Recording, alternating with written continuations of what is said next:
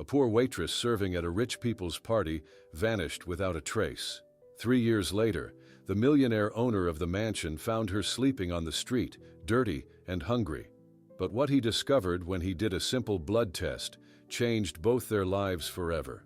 Subscribe to the channel, leave your like and comment from what part of the world you're watching, because now I'm going to tell you how all this happened. Make sure those glasses sparkle. Mr. Thompson only uses crystal for his birthday, barked the catering manager, pointing at Sarah Miller. Sarah nodded and polished the champagne flute more carefully. At 23, she had worked dozens of fancy parties, but never in a house this enormous. Edward Thompson's Beverly Hills mansion made her entire apartment building look tiny. "Yes, sir," she said quietly, tucking a strand of brown hair behind her ear.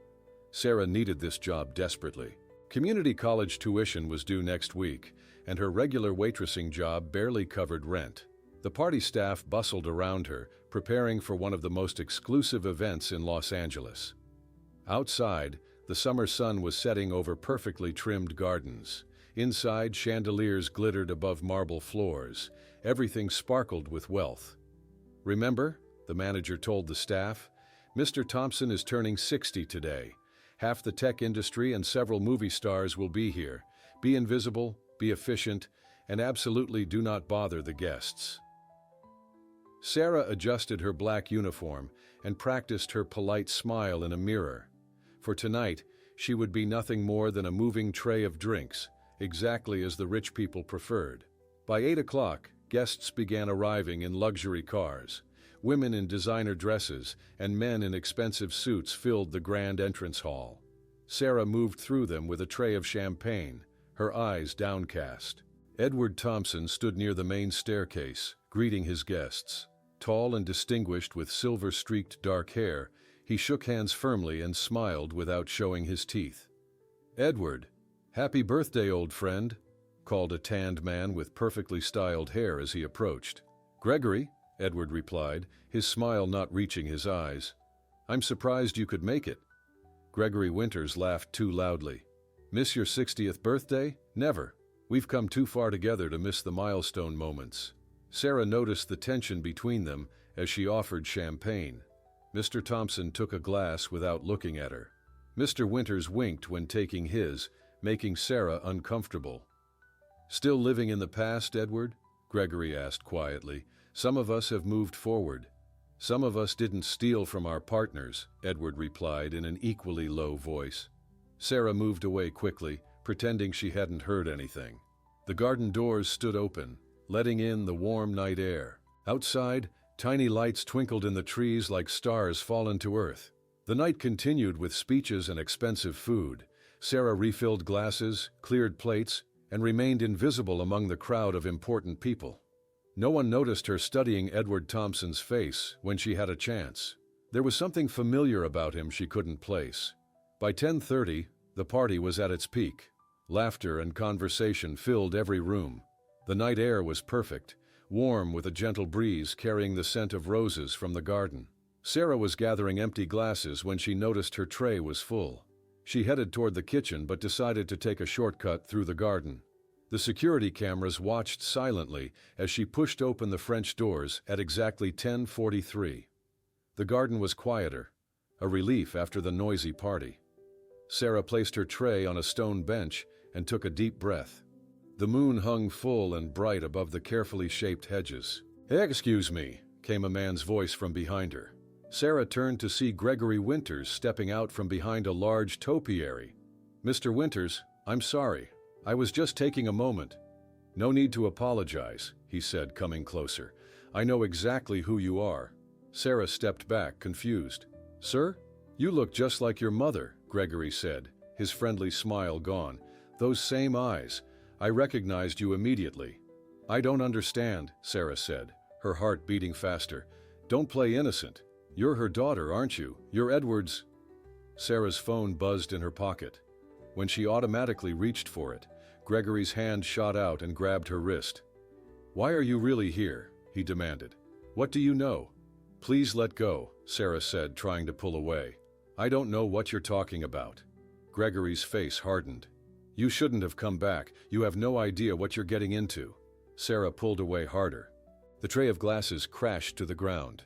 As she turned to run, Gregory reached for her again. The night suddenly went dark. At midnight, the catering manager counted his staff. Everyone was present except Sarah Miller. "Has anyone seen the new girl?" he asked impatiently. No one had. Her purse still sat in the staff room. Her car remained in the parking area.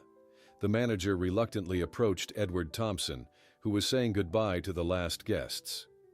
"Mr. Thompson, I hate to bother you, but we seem to have a missing staff member." Edward frowned. "Missing? Since when?" "We're not sure, sir. No one has seen her for over an hour." Edward immediately called his security team. "Check the cameras. Now."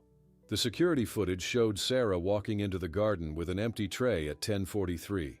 She never came back. Edward picked up his phone again. "This is Edward Thompson. I need to report a missing person." Detective Lisa Martinez arrived at Edward Thompson's mansion just as the sun was rising. Police cars lined the long driveway, their lights flashing against the white stone walls. "Mr. Thompson, I'm Detective Martinez," she said, shaking Edward's hand firmly. "Tell me everything you remember about last night." Edward looked tired. He hadn't slept since calling the police. "The party ended around midnight. That's when the catering manager told me Sarah Miller was missing. We checked the security footage and saw her walk into the garden at 10:43 at night. After that, nothing." Detective Martinez nodded, writing in her notebook. "Show me the garden." Outside, police officers were searching every bush and flower bed.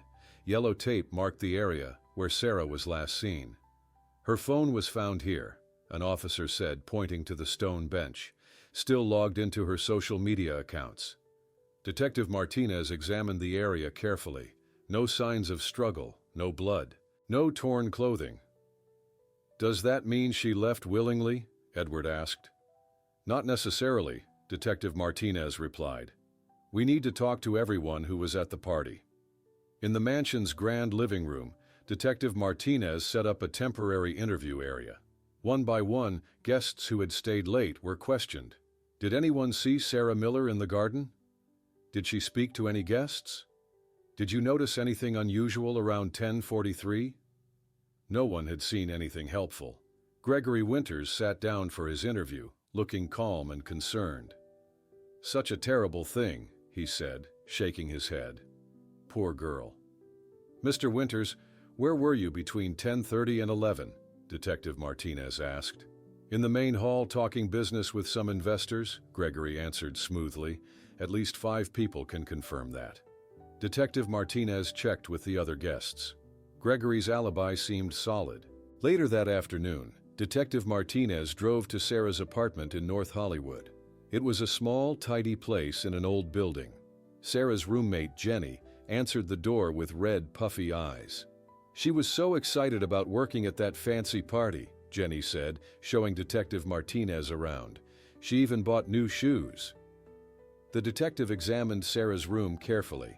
College textbooks were stacked neatly on the desk. Bills were organized in a folder labeled, "Pay these first." "Was Sarah worried about money?" Detective Martinez asked. "Always," Jenny said. "She works so hard, 2 jobs plus full-time school." "Any boyfriends? Ex-boyfriends? Anyone who might want to hurt her?" Jenny shook her head. "Sarah doesn't date much, says she doesn't have time." "Did she ever mention knowing Edward Thompson or any of his guests?" "No, never. But," Jenny hesitated, "she did seem extra interested in this job. Usually she just takes whatever catering work she can get. But for this party, she specifically asked to be assigned to it." Detective Martinez made a note of this information. By evening, the story had hit the news. Every channel showed Sarah's photo with the headline, "Waitress Vanishes from Billionaire's Mansion." Edward watched the coverage from his home office, frowning deeply. "This is getting out of control," he told his assistant. "Call a press conference for tomorrow morning." Online, wild theories were already spreading.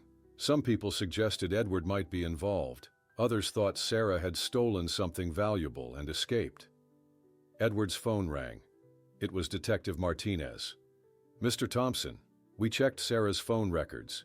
She made several internet searches about you in the weeks before your party." About me? Why would she do that? That's what we need to find out, Detective Martinez said. Also, her car is still in your parking area. We'd like permission to search it. Of course, Edward said. Whatever you need. After hanging up, Edward walked to the window, looking out at the garden where Sarah had disappeared. Something about her face had seemed familiar to him, though he couldn't place why. The next morning, Edward stood before a crowd of reporters. Camera flashes lit up his tired face.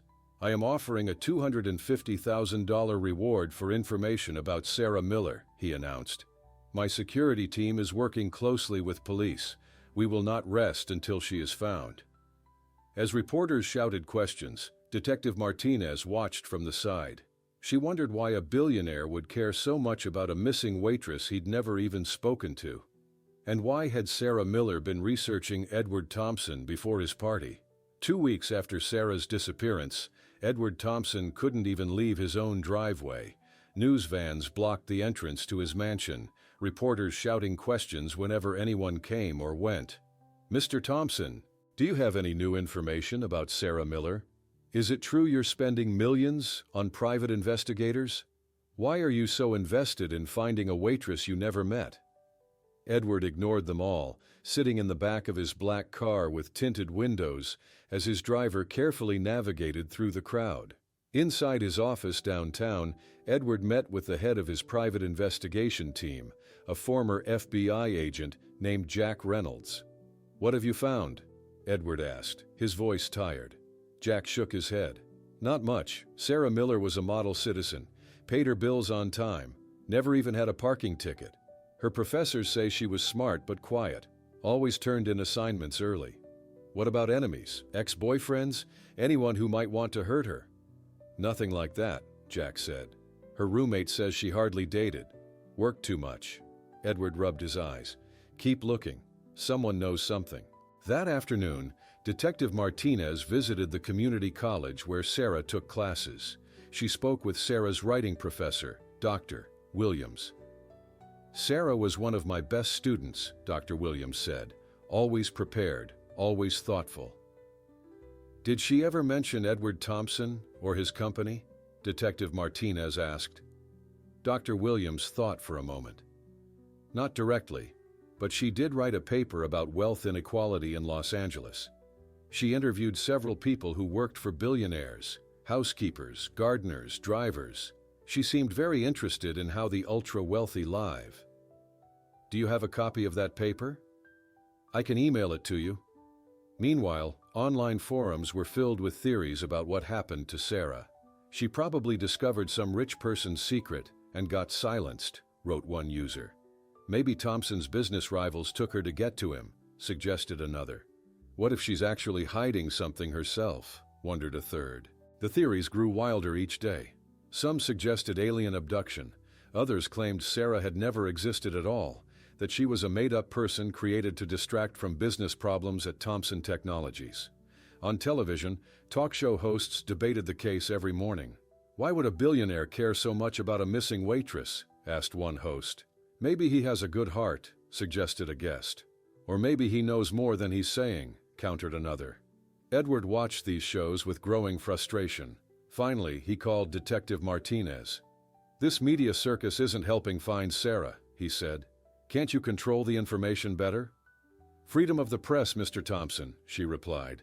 "I can't stop people from speculating, but I am concerned about why you care so much. Most people in your position would have their lawyers handle everything. You're personally involved. Why?" Edward was silent for several seconds. "I don't know," he finally admitted. "Something about her seems familiar. I can't explain it." "Well, we found something interesting in her college paper," Detective Martinez said. "She specifically researched people who worked for you, your former housekeeper, a gardener who retired last year. She never mentioned them by name in the paper, but the descriptions match." Edward frowned. "Send me that paper. I want to read it myself." Across town, Gregory Winters sat in his luxury apartment, watching the news coverage about Sarah. When his phone rang, he answered immediately. "Have they found anything?" he asked without saying hello. "No," the voice on the other end replied. "But Thompson's not giving up. He's putting Sarah's face on billboards all over Southern California. Gregory cursed. Keep watching him. Let me know if anything changes. After hanging up, Gregory poured himself a drink and walked to the window. The city lights sparkled below. You should have stayed disappeared, Sarah Miller, he whispered to himself. The next day, the first billboards appeared along major highways. Sarah's smiling face looked down at thousands of commuters, alongside the words, "Have you seen me?" and a phone number to call with information. Edward stood in front of one of these billboards, looking up at Sarah's face. "I will find you," he promised quietly, "whatever it takes." 3 months had passed since Sarah disappeared. The Beverly Hills Police Department had moved her case file to a growing stack of unsolved mysteries. Detective Martinez still had Sarah's photo pinned to her office wall, but her desk was now covered with newer cases demanding attention. "Any news on the Miller case?" Martinez asked her partner as she sipped her morning coffee. "Nothing new," he replied, shaking his head. "The tip line gets fewer calls each week. Mostly crazy theories now." Martinez sighed. "I should call Thompson. He'll want an update, even if there's nothing to tell." At Thompson Technologies headquarters, Edward sat in his large corner office, staring at Sarah's photo on his computer screen. His assistant knocked gently before entering. "Mr. Thompson, the board members are waiting in the conference room." Edward didn't look up. "Tell them I'll be there in 10 minutes. "Sir, they've been waiting for 30 minutes already. This is the third meeting you've delayed this month." Edward finally turned away from the screen. "Fine, I'm coming." In the conference room, 6 people in expensive suits sat around a polished table. Their faces showed growing concern as Edward entered. "Edward, we need to discuss the company's direction," said Janet Wilson, the chief financial officer. "Our stock price has dropped 12% since I started looking for a missing woman instead of focusing on quarterly profits." Edward interrupted. "That's not fair," Janet replied. "We all feel terrible about what happened to that waitress, but it's been 3 months with no leads. Meanwhile, our competitors are taking advantage of your distraction." Edward's phone rang. He checked the screen. "It's Detective Martinez. I need to take this." As Edward stepped out to take the call, the board members exchanged worried glances. "He's obsessed," whispered one. "Should we consider temporary leadership?" asked another. Outside, Edward paced as he talked to Martinez. "No new leads? Nothing from the billboards?" he asked, disappointment clear in his voice. "I'm sorry, Mr. Thompson. We're still working the case, but with no new evidence." After the call, Edward didn't return to the meeting. Instead, he drove to Sarah's old apartment building. He sat in his car looking up at her former window, now occupied by new tenants. He couldn't explain, even to himself, why finding Sarah mattered so much. That evening, at a charity event in downtown Los Angeles, Edward ran into Gregory Winters for the first time in weeks. "Edward, how are you holding up?" Gregory asked, his voice full of concern that didn't reach his eyes. "Fine," Edward replied coldly.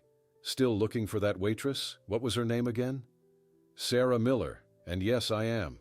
Gregory sipped his champagne. "Quite the mystery. Any theories about what happened to her?" "Why so interested, Gregory?" "Just concerned. After all, she disappeared from your property. That must weigh on you." Edward studied Gregory's face. "You know, it's strange. You were at the party that night. Did you ever see Sarah?" Gregory's smile faltered slightly. "How would I remember one waitress among dozens of staff? I was busy networking, as were you." Later that night, Edward met with his private investigation team at his home office. "Let's go through everything again," Edward insisted. "We must have missed something." Jack Reynolds, the lead investigator, opened his laptop. "We've interviewed 123 people connected to Sarah, checked her phone records, bank accounts, social media. Nothing indicates where she went or why." "What about the guests at my party? Could someone have taken her?" "We've investigated everyone, including your friend Gregory Winters." Edward looked up sharply. "Gregory's not my friend. What did you find on him?" "Nothing suspicious around the time of Sarah's disappearance. He was on his phone several times that night, but all calls were to business associates who confirmed speaking with him." As months turned into years, the case grew colder. On the second anniversary of Sarah's disappearance, Edward funded a new round of billboards with her face. The media barely noticed. People had moved on to newer mysteries. But Edward couldn't let go. Every week he still met with his investigators. Every month he still called Detective Martinez. Every night he still looked at Sarah's photo before going to sleep, wondering why her face seemed so familiar and why he couldn't stop searching for her. Rain poured down on Los Angeles that December morning. It had been 3 years since Sarah Miller disappeared from Edward Thompson's birthday party. Edward sat in the back of his black car, watching raindrops race down the window as his driver navigated through downtown traffic. "Traffic is terrible today, Mr. Thompson," said Michael, his driver. "We might be late for your meeting." Edward checked his watch. "It's fine. Take your time." As they stopped at a red light, Edward's eyes drifted to the sidewalk. People hurried past with umbrellas and raincoats. Then he noticed someone huddled under the awning of an abandoned store. It was a woman sitting with her knees pulled to her chest, trying to stay dry. Something about the way she sat made Edward look twice. "Michael, pull over," Edward said suddenly. "Sir, your meeting starts in 20 minutes. Pull over now, please." The car stopped. Edward grabbed his umbrella and stepped out into the rain. He walked toward the woman, his expensive shoes splashing through puddles. As he got closer, he could see she was thin, with dirty clothes and tangled hair. She looked up as his shadow fell across her. Despite the dirt on her face and the hollowness in her cheeks, Edward's heart nearly stopped. It was Sarah Miller. "Sarah?" he said softly. The woman looked at him with no recognition in her eyes, just wariness and exhaustion. "Do I know you?" she asked, her voice rough from disuse. Edward crouched down to her level. "My name is Edward Thompson. 3 years ago, you disappeared from my house during my birthday party. People have been looking for you ever since." She shook her head. "I think you have the wrong person. You're Sarah Miller. You were working as a waitress at my party. You walked into the garden and never came back." The woman pressed herself against the wall. "Please leave me alone." Edward pulled out his phone and showed her a picture from the missing person posters. "This is you." She stared at the image for a long time. "That does look like me, but I don't remember any party." "What do you remember?" Edward asked gently. "Not much, just waking up in a hospital. The doctors said I had a head injury." Rain continued to fall around them. Edward held the umbrella over both of them. "Sarah, you must be cold and hungry. I can offer you food and a safe place to stay. No strings attached. If you want to leave afterward, you can." She studied his face, looking for signs of deception. "Why would you help me?" "Because I've been searching for you for 3 years." After a long moment, she nodded. "Okay, but just for food. Then I'll go." Edward helped her stand and led her to his car. Michael's eyes widened in the rearview mirror, but he said nothing as the homeless woman climbed into the back seat. At Edward's mansion, Sarah looked around with nervous eyes. "This place seems familiar, but I can't place it." Edward had his housekeeper prepare a room with clean clothes and a hot bath. His personal doctor came to check Sarah's health. After she had eaten a warm meal and changed into clean clothes, she seemed more willing to talk. "The doctors at the hospital said I was found unconscious in Griffith Park," she explained, sitting in Edward's living room. "I had no ID, no phone, nothing. They treated me for a severe concussion and other injuries. When I was released, I had nowhere to go." "How long ago was this?" Edward asked. "About 2.5 years ago." Edward did the math in his head, 6 months after she disappeared from his party. "Sarah, do you remember anything from before the hospital? Anything at all?" She shook her head. "The doctors called it retrograde amnesia. They said my memories might come back eventually, but they never did." As Sarah talked, Edward noticed something. When she tucked her hair behind her ear, he saw a small, crescent-shaped birthmark. His heart began to race. "Sarah," he said, his voice shaking slightly, "would you mind if we did a DNA test?" "A DNA test? Why?" Edward reached for a framed photograph on the bookshelf. It showed a small girl, about 4 years old, with the same eyes as Sarah. Because I think you might be my daughter. Sarah stared at the photograph in Edward's trembling hands. The little girl in the picture had the same eyes as her. Eyes she saw every day in the mirror but never truly recognized. Your daughter? Sarah asked, her voice barely above a whisper. That's impossible. I'm just Sarah Miller. Edward sat down beside her, careful not to crowd her. My daughter Jennifer was taken by my ex-wife Marianne during our divorce 20 years ago. Marianne changed their names and disappeared completely. Jennifer would be 24 now, about your age. But why do you think I'm her? Just because of some resemblance? Edward gently pointed to her ear. That birthmark behind your right ear. Jennifer was born with the exact same mark, same shape, same place.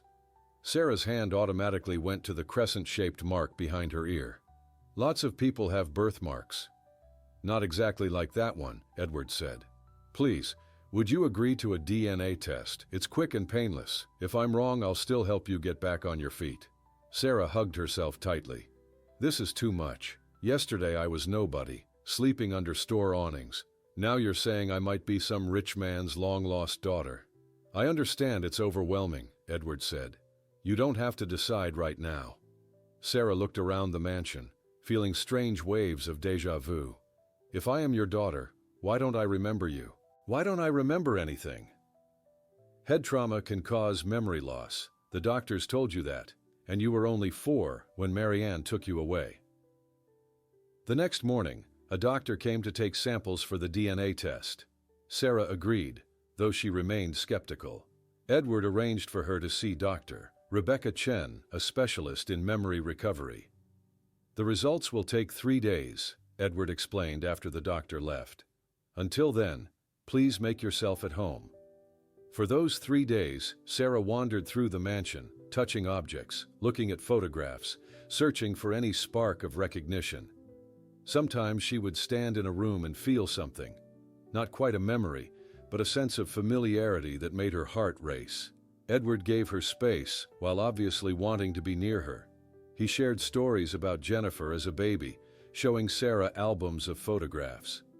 You loved strawberry ice cream, he told her, and you had a stuffed elephant named Ellie that you carried everywhere. On the 3rd day, Edward received a call from the lab. His hands shook as he answered the phone. Sarah watched his face, trying to read his expression as he listened. After hanging up, Edward turned to Sarah with tears in his eyes. The test confirms it, he said softly. You are Jennifer Thompson. You're my daughter. Sarah, now Jennifer, felt the room spin around her. That can't be right. There must be some mistake. There's no mistake, Edward said, showing her the email with the results. The DNA match is 99.9%. You are my daughter. Jennifer sank into a chair, trying to process this information. So my whole life as Sarah Miller was a new identity your mother created. After Marianne died, you must have found documents with your real name and information about me. And I came to Los Angeles looking for you, Jennifer said slowly, a piece of memory surfacing. I remember now. I found a box of my mother's things after she died. There were newspaper clippings about you and old photographs. Edward moved closer, wanting to embrace her, but still respecting her space. Why didn't you just come to me directly? I think I was scared, Jennifer said. My mother always told me you abandoned us. I wanted to see what kind of man you were first. Edward's face showed pain at these words. I never abandoned you. I spent millions trying to find you. I kept your room ready all these years, hoping someday you'd come home. Detective Martinez arrived that afternoon after Edward called with the news. She was amazed by the development. This explains why you were so driven to find her, Martinez said to Edward. Some part of you must have recognized your own daughter. Jennifer looked between them. But what happened to me that night in the garden? Why did I disappear? And why can't I remember anything? That's what we need to find out, Detective Martinez said. Someone deliberately took you from that garden. Someone who might have recognized who you really were. Edward's expression darkened, and I think I know exactly who that someone might be. Gregory Winters, Edward said, his fists clenching as he spoke the name. I should have known he was involved from the beginning. Jennifer looked confused. Who is Gregory Winters? My former business partner, Edward explained. He was at my birthday party that night, the night you disappeared. Detective Martinez made a note in her book. We'll need to question him again, but first, Jennifer needs to recover as many memories as possible. The next day, Jennifer had her first session with Dr. Rebecca Chen, a specialist in memory recovery. The doctor's office was painted in calming blue colors, with comfortable chairs and soft lighting. Memory is like a puzzle, Dr. Chen explained gently. Your accident broke the puzzle into tiny pieces. Our job is to put those pieces back together, one by one. Jennifer nodded nervously. What if we can't find all the pieces? Then we work with what we have, Dr. Chen smiled. Let's start with what you do remember. Over the next few weeks, Jennifer attended sessions 3 times each week. Slowly, small fragments of memories began to return. I remember an apartment, Jennifer told Dr. Chen during their 4th session. Small, with yellow curtains in the kitchen. My mother would sing while cooking breakfast. That's excellent progress, Dr. Chen encouraged. What else do you see in that memory? Jennifer closed her eyes. Moving boxes. We were always packing and unpacking, never staying in one place too long. At home, Edward tried to give Jennifer space while desperately wanting to rebuild their relationship. He showed her photographs of her early childhood and told stories about her first words and first steps. You were so determined, he said, showing her a picture of herself as a toddler. You tried to walk before you could even stand properly. One evening, Edward took Jennifer to a room she hadn't explored yet. When he opened the door, Jennifer gasped. It was a bedroom decorated for a growing girl, updated over the years from a child's room to a teenager's room, and finally to a young woman's space. I kept this room for you, Edward explained, his voice thick with emotion. Every birthday, every Christmas, I would buy you gifts and put them here, hoping someday you'd come home to open them. Jennifer walked around the room, touching books, stuffed animals, and clothes that had been chosen for her over 20 years. You never gave up on finding me. Never, Edward whispered. After 6 weeks of therapy, Jennifer remembered her mother's illness and death. She had cancer, Jennifer told Edward. She suffered for months before she died. Her last words to me were, I'm sorry. Sorry for what? Edward asked. I think for taking me away from you, Jennifer said. After she died, I found a box with documents. That's when I learned my real name was Jennifer Thompson. Meanwhile, Jennifer began having nightmares. She would wake up screaming, covered in sweat, but couldn't remember what had frightened her. There's a man in my dreams, she told Dr. Chen. I can't see his face clearly, but he's threatening me. During their next session, Dr. Chen tried a new technique. I want you to close your eyes and picture the garden at your father's house, she instructed. You're carrying an empty tray. What happens next? Jennifer closed her eyes. Her breathing quickened. Someone's calling to me, a man. I turn around and... Suddenly Jennifer's eyes flew open. I remember his face. It was Gregory Winters. He was in the garden that night. That evening, Jennifer told Edward about her breakthrough. His face grew pale as she described what she remembered. Gregory approached me in the garden, Jennifer explained. He said he recognized me as your daughter. He threatened to hurt you if I revealed who I was. What happened next? Edward asked. I tried to leave, but he grabbed my arm. We struggled, and something hit my head. Then, everything went black. Jennifer touched the back of her head where a scar remained from her injury. Edward immediately called Detective Martinez to report this new information. We need to talk to Gregory Winters, the detective said. If Jennifer's memories are accurate, he may have been behind her disappearance all along. But why would he want to hurt me? Jennifer asked. What did I ever do to him? Edward's expression was grim. It wasn't about you, Jennifer. It was about me. Gregory embezzled millions from our company years ago. When I discovered his theft, he lost everything. He's hated me ever since. And if he recognized you as my daughter, Edward continued, he might have worried you had evidence from your mother that could finally send him to prison.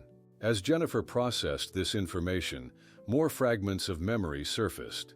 The picture of what happened that night was becoming clearer, But dangerous questions remained. How far would Gregory go to keep his secrets? And now that Jennifer had remembered him, what might he do next? Edward Thompson and Detective Martinez walked into the Oak Tree Country Club, where Gregory Winters was playing golf. The club was fancy with green grass everywhere and expensive cars in the parking lot. Gregory was about to hit a golf ball when he saw them approaching. His smile disappeared quickly. "Edward, what a surprise," Gregory said, trying to sound friendly. "And Detective Martinez, isn't it? What brings you both here on such a beautiful day?" "We need to talk about Jennifer Thompson," Detective Martinez said firmly. Gregory's face turned pale. "Jennifer Thompson? Edward's long-lost daughter? What about her?" "She's been found," Edward said, watching Gregory's reaction closely. "And she remembers what happened in my garden 3 years ago." Gregory laughed nervously. "I don't know what you're talking about." "Sarah Miller," Detective Martinez explained, "the waitress who disappeared from Edward's birthday party. She's actually Jennifer Thompson, and she remembers you threatening her in the garden that night." Gregory put down his golf club. "That's ridiculous. I barely noticed the waitstaff at the party."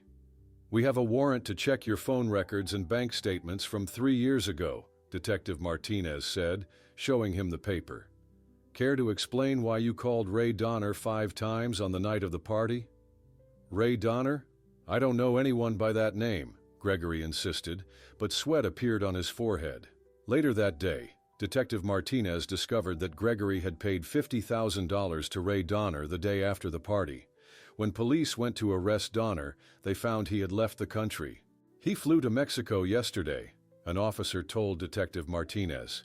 "But we found his ex-girlfriend, and she's willing to talk." Ray Donner's ex-girlfriend, Melissa, sat nervously in the police station. "Ray told me about a job involving a waitress," she explained. "He said some rich guy paid him to take care of a girl who knew too much. I thought he was just talking big, you know. He always exaggerated things." Meanwhile, Jennifer continued her therapy sessions with Dr. Chen. Each day, her memories became clearer. "I remember more about that night," Jennifer told Edward after her session. "Gregory approached me in the garden and said, 'I know who you really are. You're Edward's daughter.' When I tried to leave, he grabbed my arm and said, 'Your mother must have given you the files.'" "What files?" Edward asked. "I don't know," Jennifer said. "But I think my mother might have had evidence about Gregory's embezzlement.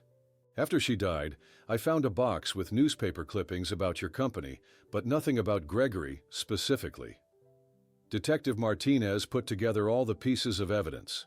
Phone records showed Gregory called Ray Donner 5 times on the night Jennifer disappeared. Bank records showed he paid Donner $50,000 the next day. And Melissa confirmed that Donner talked about taking a waitress who knew too much. With this evidence, police arrested Gregory Winters at his home the next morning. News cameras filmed as officers led him to a police car in handcuffs. "Gregory Winters, you are under arrest for the kidnapping of Jennifer Thompson, also known as Sarah Miller," the officer said. "This is all a misunderstanding," Gregory shouted as reporters took pictures. "I'm being framed." At the police station, Gregory maintained his innocence. "I never touched that girl," he insisted. "This is Edward's revenge for our business disagreements." But when Detective Martinez showed him all the evidence they had collected, Gregory's confidence began to crack. "We know you recognized Jennifer at the party," Detective Martinez said. "We know you were afraid she had evidence about your embezzlement. We know you hired Ray Donner to make her disappear." "It wasn't supposed to happen like that," Gregory finally admitted, his voice quiet. "I just wanted to scare her, to find out what she knew. Donner was just supposed to take her somewhere to talk, but she fought back and hit her head. When she got amnesia, I thought my problems were solved." Edward watched through the one-way glass, his hands clenched into fists. "He's confessing," Detective Martinez said, joining Edward outside the interrogation room. "We'll charge him with kidnapping and attempted murder." Edward nodded, feeling both relief and anger. "What about Donner?" "Mexican authorities are looking for him. We'll get him too." That evening, Edward told Jennifer about Gregory's confession. "It's finally over," he said, holding her hand. "He can't hurt you anymore." Jennifer squeezed his hand. "I still have so many memories to recover, but at least now I know what happened that night, and who I really am." The courtroom fell silent as Gregory Winters was led in wearing handcuffs. His expensive suit couldn't hide how tired and defeated he looked. Jennifer sat in the front row beside Edward, her hands shaking slightly. "All rise for Judge Wilson," announced the bailiff. Everyone stood as the judge entered. Gregory's trial had become national news. Reporters filled the back rows, eager to witness the final chapter of the missing waitress story. After the sentencing, Gregory turned to face Jennifer and Edward. "I never meant for you to get hurt," he said. "It was just business." "Taking my daughter was never just business," Edward replied coldly. Outside the courthouse, reporters swarmed around Jennifer. "Miss Thompson, how does it feel to know justice has been served?" one asked, pushing a microphone toward her. Jennifer took a deep breath. She had prepared for this moment with her therapist. "I'm still learning who I am," she said, her voice growing stronger with each word. "For years I was Sarah Miller, then I was no one, and now I'm Jennifer Thompson. The only thing I know for sure is that I'm grateful to have a second chance at life." The reporters asked more questions, but Edward gently guided Jennifer through the crowd to their waiting car. "You did wonderfully," he told her once they were inside. "I'm so proud of you." Jennifer smiled. "It felt good to speak for myself. For so long, I had no voice." Back at home, they celebrated with a small dinner. Detective Martinez joined them, bringing a bottle of sparkling cider. "To new beginnings," Martinez said, raising her glass. Later that week, Jennifer visited Dr. Chen for their regular therapy session. "How are you feeling after the trial?" Dr. Chen asked. "Lighter," Jennifer replied, "like I can finally start thinking about the future instead of trying to understand the past." "And have you decided about college?" Jennifer nodded. "I'm going to finish my education. I've applied to UCLA for business and psychology. I want to understand both my father's world and what happened to me." Edward fully supported Jennifer's decision to continue her education. He stepped back from daily operations at Thomson Technologies, appointing a trusted executive as acting CEO. "The company has run my life for too long," he told Jennifer over breakfast one morning. "I've missed 20 years with you. I don't want to miss any more." Together, they began exploring Los Angeles like tourists, visiting places Jennifer had never seen during her years as Sarah. They discovered shared interests in architecture and old movies, laughing when they both quoted the same lines from classic films. One Saturday, Edward took Jennifer to a storage facility across town. "Your mother kept a unit here," he explained as they approached the small garage-like space. "My investigators found it years ago, but I never had the key." Jennifer pulled out the key she'd found among her mother's things. "I always wondered what this was for." Inside the storage unit were boxes of photographs, toys, and keepsakes from Jennifer's childhood. "Look at this," Jennifer said, pulling out a faded stuffed elephant. "Is this Ellie?" Edward nodded, tears in his eyes. "You wouldn't go anywhere without her." They spent hours going through the boxes, with Edward learning about the years of his daughter's life that he missed, and Jennifer discovering parts of herself she had forgotten. "Mom kept everything," Jennifer said, looking through school reports and birthday cards. "She must have loved you very much," Edward said gently. "She did," Jennifer agreed. "I wish I could understand why she took me away." "People make mistakes," Edward said, "especially when they're hurt or scared." As they drove home, Jennifer looked out at the city lights. "You know what's strange?" she said. "I'm still angry about what happened to me, but I'm also grateful." "Grateful?" Edward asked, surprised. "If none of this had happened, if I hadn't lost my memory, if I hadn't been homeless, we might never have found each other again." Edward reached over and squeezed her hand.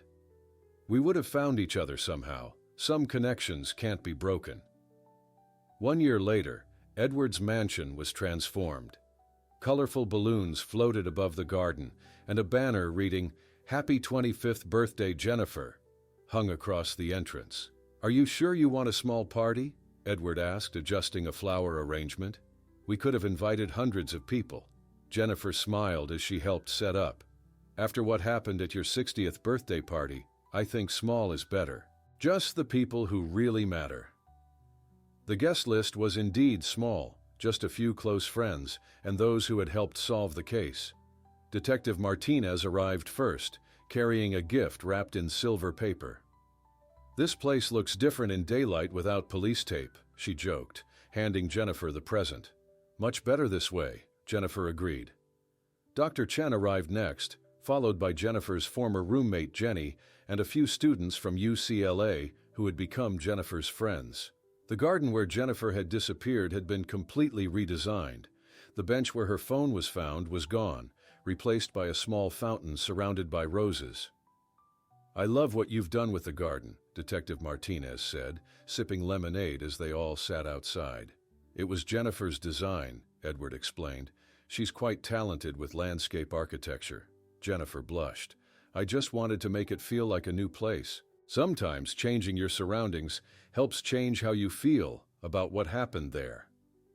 After cake and presents, Jennifer stood to make a speech.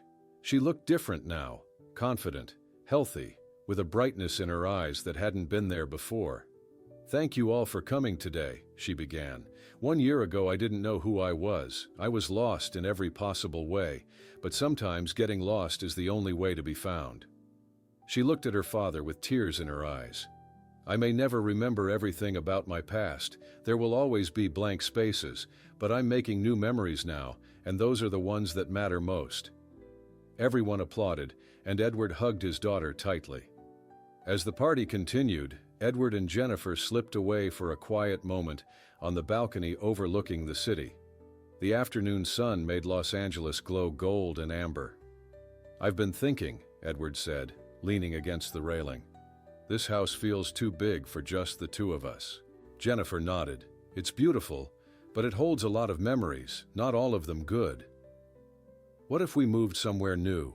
A fresh start in a place without complicated history? Jennifer's eyes lit up. I'd like that. Something smaller, maybe near the beach? Wherever you want, Edward said. I was thinking Malibu or Santa Monica. Santa Monica would be perfect. Close enough to campus for me and to your office for you. As they rejoined the party, Jennifer felt a sense of peace she hadn't experienced before. Her life as Sarah Miller sometimes felt like a dream now. Her time on the streets was fading into a distant memory. She was Jennifer Thompson, student, daughter, survivor. Later, as the sun began to set and guests started leaving, Edward and Jennifer walked through the garden together. I've been meaning to ask you something, Jennifer said. What happens to Thompson Technologies when you retire? Do you have someone to take over? Edward smiled. I was hoping you might be interested. Not right away, of course. After you finish school, if you want to. Really? You'd trust me with the company? There's no one I trust more, Edward said simply. They stopped by the fountain, watching the water catch the last rays of sunlight. Dad? Jennifer said, the word still new on her tongue. Thank you for not giving up on me. Even when I was just a missing waitress you didn't know. Something in my heart recognized you, Edward replied. Even when my mind didn't. As they walked back toward the house, security cameras captured their images. Father and daughter walking together, planning their future. The footage was nothing like the video from 3 years ago that showed Jennifer disappearing into the night. This time, the cameras recorded only the beginning of a new story.